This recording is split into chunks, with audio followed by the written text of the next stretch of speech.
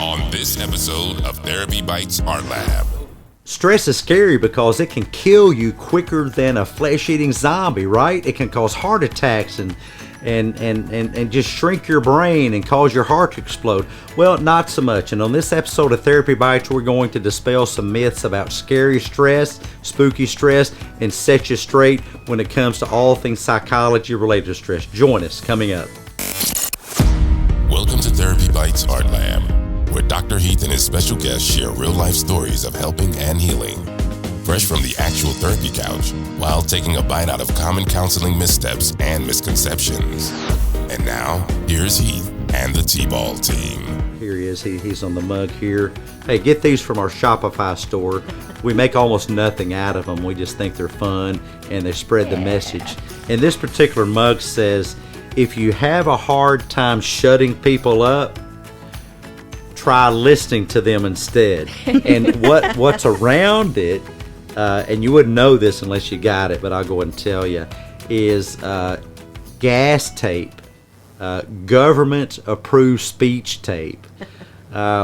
We live in a country of free speech, but it seems like all sides political are just wanting to shut up the other side. And we're just saying, I guess we need some government-approved speech tape that if someone's saying something you don't like, that the gas tape police can come and gas tape their mouth shut. And that sounds like a great idea, but like we said in the last episode, the problem with that is although your group may be in charge of the gas tape police today, what if control of that goes to the other side tomorrow and your mouth is next to be gas taped shut?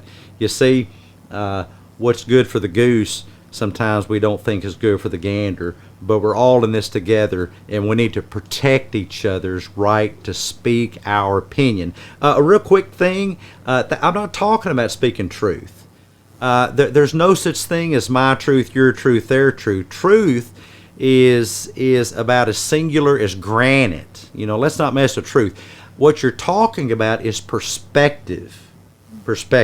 Now, perspective may contain truth, but not always. Let's call a spade a spade. And perspective is not truth. Truth is not perspective. I have an opinion. You got an opinion. All God's children got an opinion. Let's respect each other and protect each other's opinion. And I want to share with you what we believe is a bit of a twisted opinion about scary stress. And isn't stress bad for you? I mean, don't people that do what we do, aren't we here to try to get rid of stress? To eliminate it, stomp it out. I think that's a popular belief, that's for sure. Mm-hmm. Absolutely. Yep. No. You hear a lot of people that's what you hear a lot of. You know, I got to get rid of this stress. Stress is killing me. Get rid of this stress. Yep. It's killing me. Yeah. Yep. Yep. It's making me sick. It's everything. Stress and distress. Yep. Yeah. Yep. How about eustress and distress? Yep. You meaning good. Mm-hmm. We did a show earlier today, just kind of a synopsis of our first 6 episodes, and I think it was Heather asked me what's the difference between eustress and distress. A little philosophy blurb here. Eu comes from I think a Greek word meaning good, and so you have eugenics, which meant good genetics, and that was a big terrible thing that went on. That was at the roots of the Holocaust, actually. People, you know, the Nazis believed that people that were Jewish were defective in some way, and then there's been the eugenics where people thought that if you were black, that was defective, or if you're Native American, or if you were Asian. Eugenics is really an oxymoron. Euthanasia. The thanasia part comes from the word for death, actually, and you can put the two together, good death. But if you mix that with stress, then the belief is there's good stress. Do you have any ideas about what good stress would be? Maybe like a wedding. I was or going to something. say. Oh, winning a Or- sweepstakes. Or- Getting a new yeah. exciting job. Right, Okay. or getting married. Getting you know. married, buying okay. a home. Big life events. Yeah. That there's a stress assessment, and you know, it escapes my mind what that is right now, but it lists all these things, and what you mentioned was on it. It's getting a job or losing a job, a birth or a death, a new job, or all these things are on the scale, and it's whether they are eustress or distress, but they all figure into overall stress, and I think that results in a lot of false positives because it's a misunderstanding based on the belief that stress is bad for you and you must get rid of it. And I saw on a social media posting the other day how to get rid of your stress, how to stomp out stress. Well, I mean, here's stress. My phone has a weight to it, and it is exerting that weight on my hand. It is exerting stress on my hand. Now, is that good or bad for me? Well, I have the requisite resources to manage that stress. If I had 10 of them, I don't think I could juggle 10. But it really relates to your ability to juggle stress. How do you guys deal with stress in your life? Ooh, I really enjoy using exercise, honestly. Like, I love to go for a run or get out in nature and hike, especially if it's a beautiful fall day like we've been having recently. Yeah. I love to play some music. Love to grab my guitar and just play. Love to do that. Take walks. Definitely. Mindfulness. Relax. Awesome. Yeah. I enjoy playing games. What? Cool. Never. Imagine, I paused my Gamer game to girl. be here. That's awesome. I hug a squirrel. Who's the young lady on your shirt? Does she have a name? No, it's just No. a gamer girl. Just a random gamer girl. That's cool. Peace. I have different ways. Excuse me. I exercise. I run 3 miles 3 days a week, if not more. I try to get in about a little over 500 miles a year of running, high intensity interval training. I'll run and I'll sprint and I'll jog. I'll sprint and I'll jog back and forth. I lift weights. I try to do a brief exercise session 5 days a week. Now, when I say brief, I mean under 30 minutes. I'm not a gym rat that's in the gym for many, many hours. But then in the evenings, I have a routine. I think that you can program in one good way to deal with stress is to have a set paint by the numbers routine. And you can find me doing the same thing every morning. I get out of bed at the same time every morning. I follow the same routine every morning, part of which includes me after my run. I wait about an hour and a half, and then I drink my black pepper infused turmeric 7 sacred mushroom black maca latte. Doesn't that sound delicious? It's an acquired taste. I'm a weird guy. It really is jet fuel to my brain. And I ate my 2 shredded wheat biscuits with 2 handfuls of blueberries and some almond milk or coconut milk is my new favorite with some Splenda. And then I start my day with patience. And then in the evening I have dinner with my wife. And then I relax and watch an episode of whatever. It's Blue Bloods currently with Tom Selleck, former Magnum PI, or Jesse Stone. Catch the Jesse Stone shows. Those are some of my favorite shows ever. And then I do my workout, and then I relax and watch another episode, and then I get my supplement routine ready for the next day while listening to an audiobook. And that's my whole routine. I repeat that every single day, 7 days a week. That's my routine, 7 days a week. Except for seeing patients, I don't do that on weekends. But what I do on weekends is I have my cheat day. Since I eat very nutritious, I have my cheat day. I have 2 bowls of air pop popcorn, one with barbecue or pizza sprinkles on it, and one with birthday cake. It's sugar-free birthday cake sprinkles I got from Amazon, and I veg out, binge out on whatever Netflix. It's been Lord of the Rings here lately since Amazon is doing the Lord of the Rings. I'm a big J.R.R. Tolkien fan. Now, why do I go into detail? Because you listeners, I recommend that you develop a routine. And then, as they say, rinse and repeat, rinse, repeat, rinse and repeat. One of the healthiest things you can do in life to combat depression or combat anxiety or to combat PTSD or to combat, to deal with stress in a healthy way, since you're never going to get rid of it. I mean, going to the mailbox is stress because gravity exerts stress on your body on your way to the mailbox. The only way to get rid of stress is to outlaw gravity. Let's deal down with gravity. Get it down with gravity. Yeah. And that's where you need the wah wah wah. wah. Yeah. There we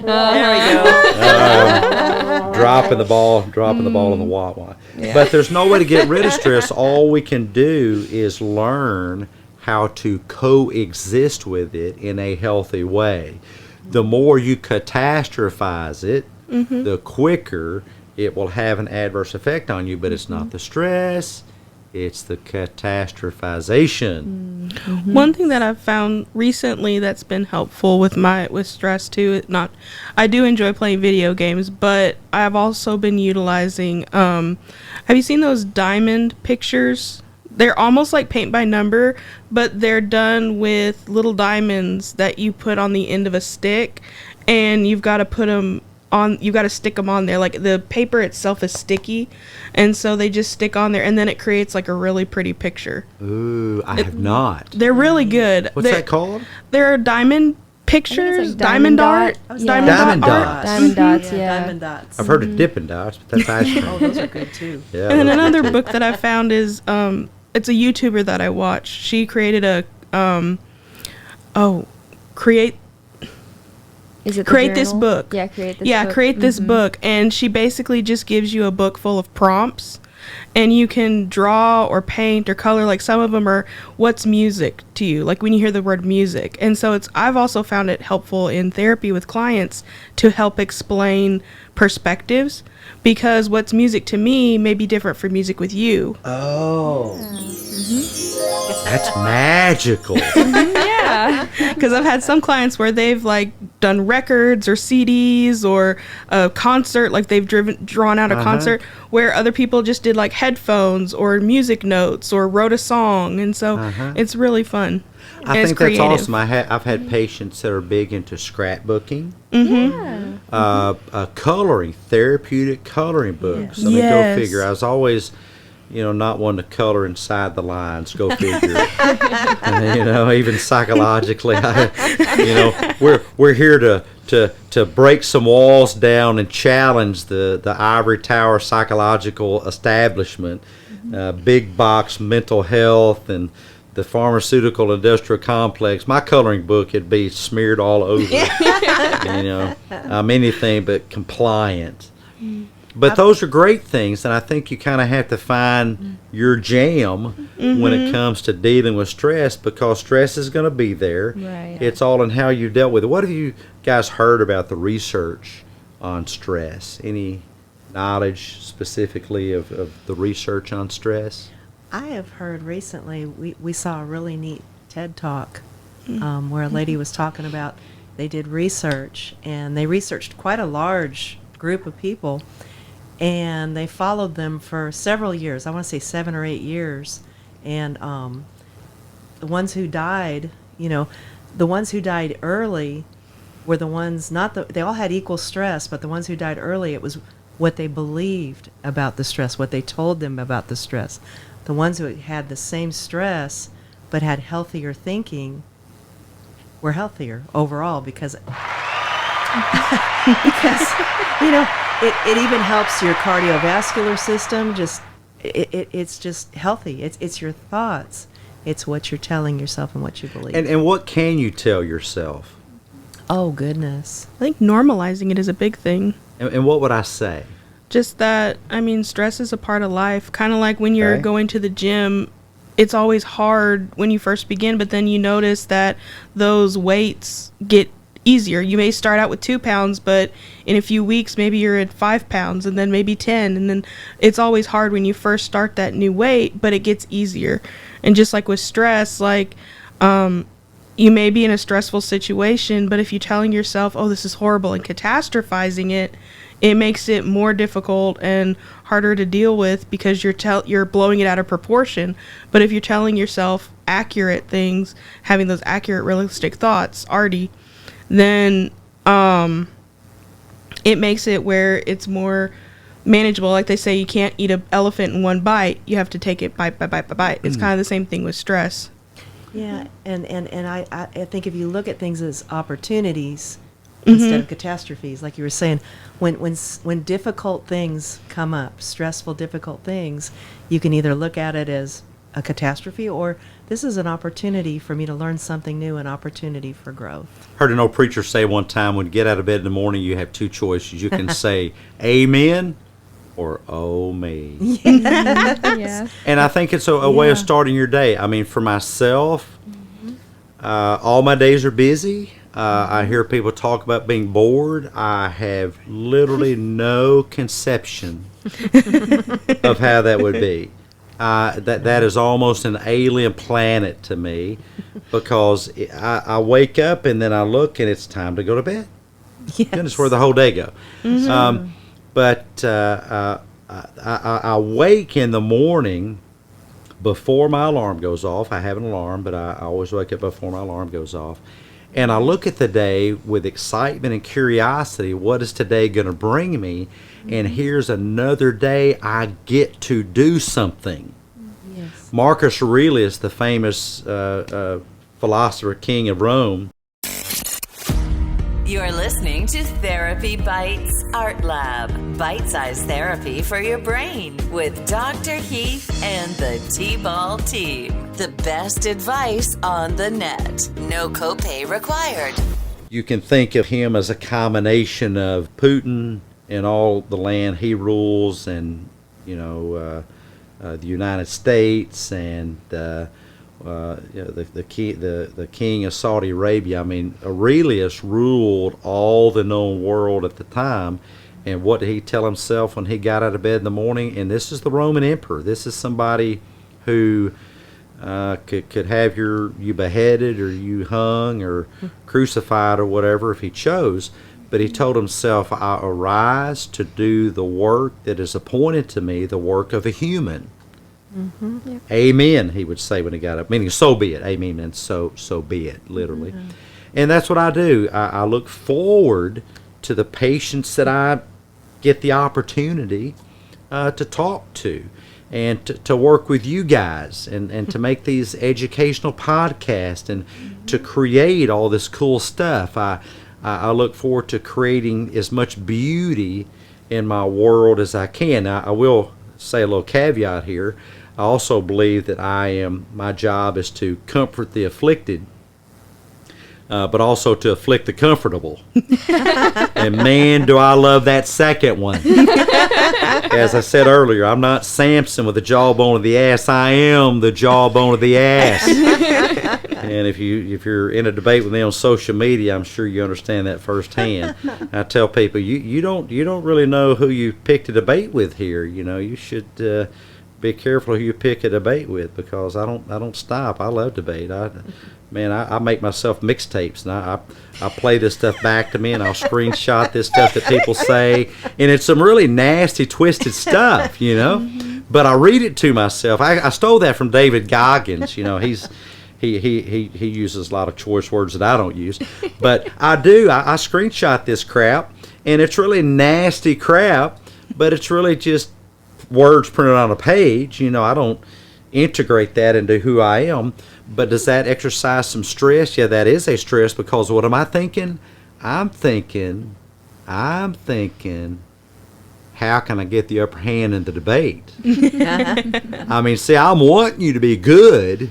Otherwise, it's just too easy. I've told people on social media, I know we're debating this, and I don't mean to be, rude or anything, but you're really not very good at it. You're falling prey to a lot of logical fallacies, you're calling me names, and that's an ad hominem, which is a logical fallacy, which shows you're not very good at debating. You're running in and tossing out all these red herrings, which is a distraction. You're building a straw man in my argument, which means you're misstating my argument. That's not what I'm saying. I don't know if you're doing it out of ignorance or you're doing it on purpose.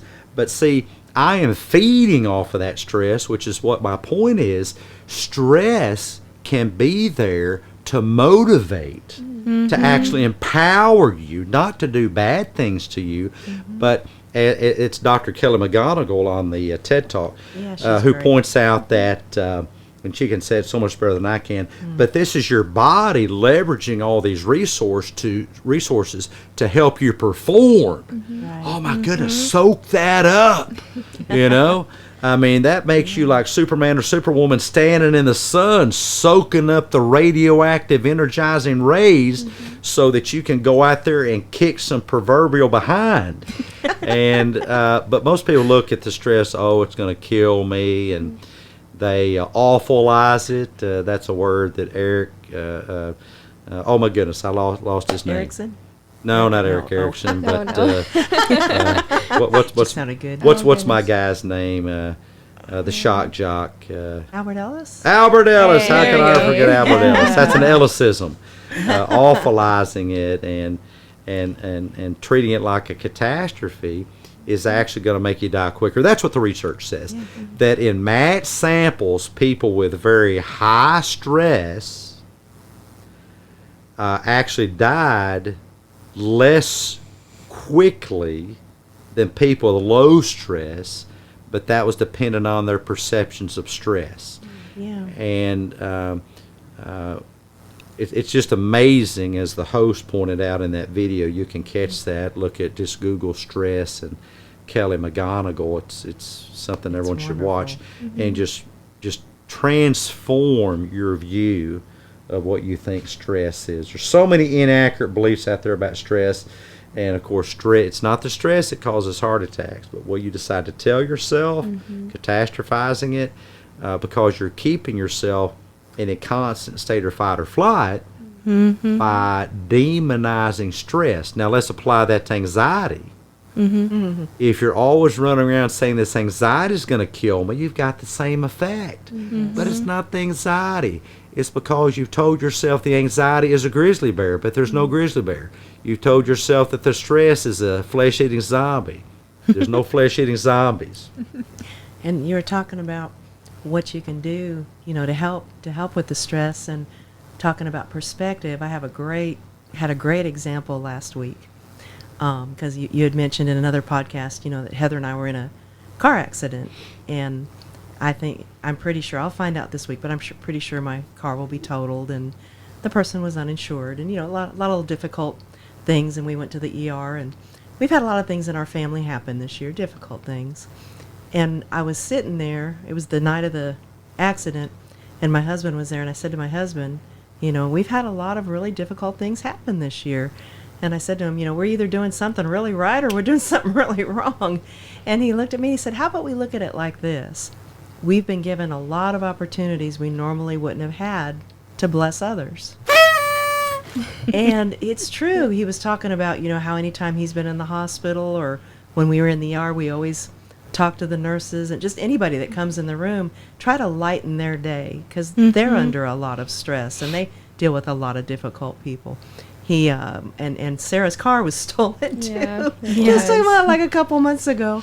And he, when he dealt with the Kia dealer, he dealt with them with respect, and we heard everybody was being angry and cussing him out, and my husband went to them with respect, and they've treated him wonderfully.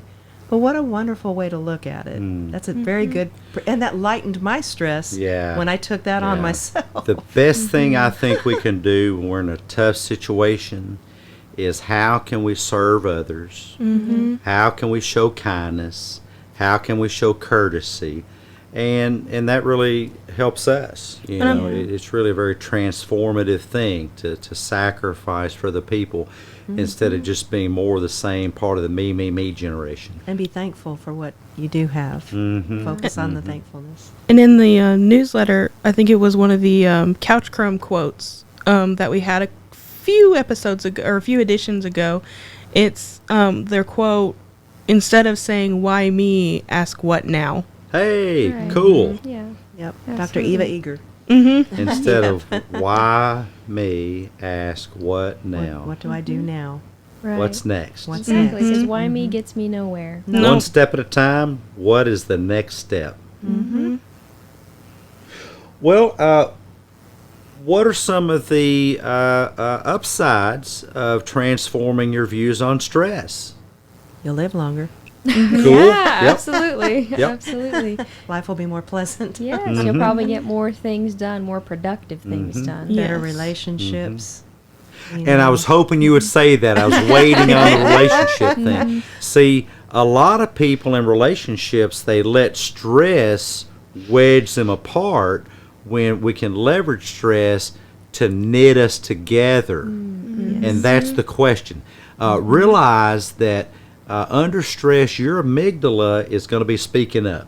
That little almond-shaped mechanism is going to be speaking up. Yeah. That grizzly bear alarm system, your brain hits the gas, GAS, grizzly bear alarm system, your brain hits the gas. But you can feel all that and reach out to others. Because guess what Dr. McGonigal also said in the TED Talk, that when you reach out to others, you leverage the power of oxytocin, the cuddle hormone, and that knits you together farther.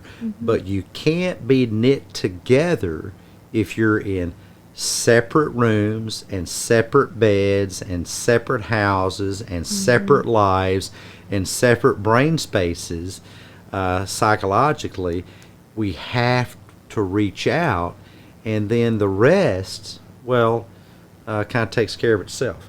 Other thoughts, something we've missed on stress, coping mechanisms. We got another couple minutes to go, and we'll close out episode number 6, and then we look forward to seeing you folks back on magical episode number 7.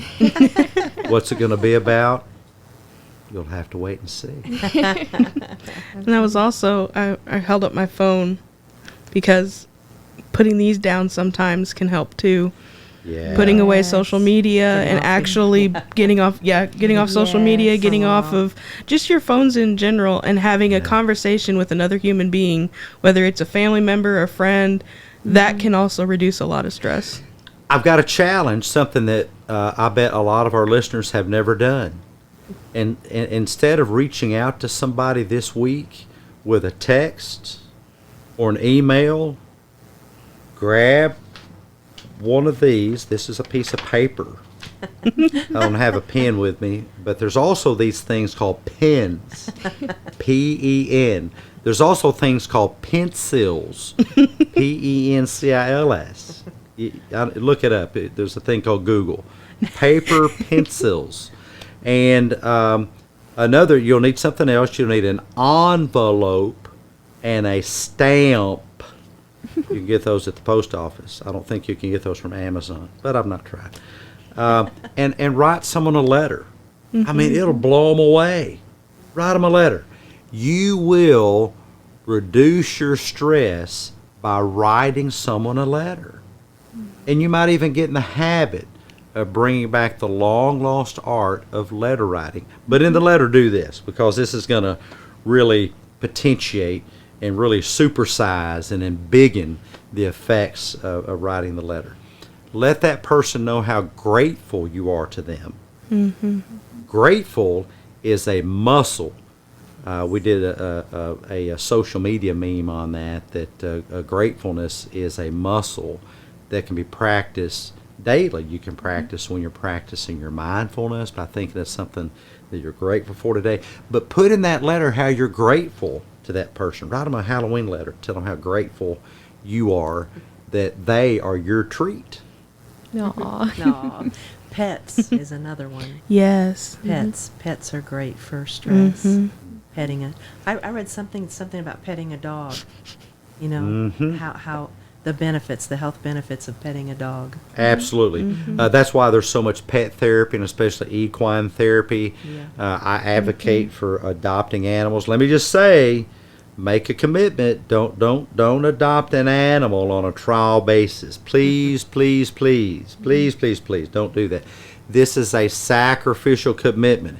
If you're adopting an animal, you're adopting an animal to serve them, not for them to serve you. Most people, my dad would call it bass-ackwards. People get that bass-ackwards, We need to start developing a culture of service instead of a culture of consumerism. It's been too much, this culture of consumerism. This podcast, we make no money out of this. We don't do this because we get paid fees. We do this for service. We know things. I know people that know things are here with me today, and we're here because we don't want to die with that potential for service in our head. If we don't get it out of our head, it serves no one. This is all for a service. We challenge you, find a way to serve, and that will help your stress more than you ever thought possible. Before we wrap up, any thoughts? I have the social media debate of the day that I'll share here in just a moment. It's a philosophical one, but before I jump into that, let me see other thoughts. All right. It was on, Heather, did you have something to say? Just really one last quick thing with stress is be mindful and not dissociative. It's important. Like Thank you. Yes, important. Thank you. Yeah. It's important to live in the moment. Yeah. Because if you're not living in the moment, even in stressful situations, you're missing that moment. That's right. Yeah, Yes. So, absolutely. And as a friend of mine says, we're colleagues, and I don't think he would mind me mentioning his name. He's a wonderful guy. His name is Dr. David Zuniga. Hey, David, if you happen to watch, I hope you're well, man. I always appreciate your presentations and the work that you do. He was a real-life Buddhist monk. He had to climb up a mountain on his knees. Don't sign me up for that. Thank you very much. Not my gig, but good for you. Good for you. David would say, if you miss those moments one by one, eventually those moments turn into the whole week, and you've missed the week, and then they turn into a month, and you miss the whole month, and then eventually you've missed your whole life. All moments are created equally. All that's left is for us to pour ourselves into those moments so that we can enjoy the fullness of life. The social media debate of the week, not the week, but I guess it is the week. We do these episodes weekly, was on a philosophy site. And Friedrich Nietzsche said, he's kind of an interesting guy, said that sometimes that passion causes love to grow too quickly. And my debate was, that is Nietzsche's misunderstanding of love. Nietzsche was a bit of a hermit. So how would he know? He really didn't get along with it. He was a very nice guy, but he could almost be agoraphobic, and relationships didn't seem to work out for him, and he misunderstood the difference in passion and love and their interplay. Love is not passion, passion is not love, and love is a sacrificial commitment to another human being, and the key word being on sacrifice. The folks that I posted this to, they vehemently disagreed with that. And I love the debate on that. But, they don't understand love either. People think that love is getting what you want. That is the opposite of love. People think that love is an emotion. Love is not emotion. As I tongue-in-cheek say, if love is an emotion, every time you have explosive diarrhea, you fall out of love. And that's a poor definition of love. Love is a sacrificial commitment to another person. It's not a Wall Street-based return on investment. And that was my social media debate of the week. I'm not sure I convinced them, but it's not my job to convince people. I'm just a sower of seeds, and I sow lots of seeds. Thank you for joining us. We look forward to you coming back next time. We always appreciate your comments, remarks, even questions and criticisms. Hit us up with it. We love them all, and we're glad you joined us. Catch you next time. Bye guys. Hey, T-Ballers, thanks so much for being with us today. If we brought value to your day, show us some love by leaving your positive feedback and inviting some friends to listen in and join the T-Ball team. Next time on Therapy Bites Art Lab. This episode is on Ghosts, ghouls, and scary faces, the psychology of Halloween. And there's all kinds of scary faces out there, ghosts and goblins and zombies and werewolves and vampires and Frankensteins. Oh my, join us for today's episode.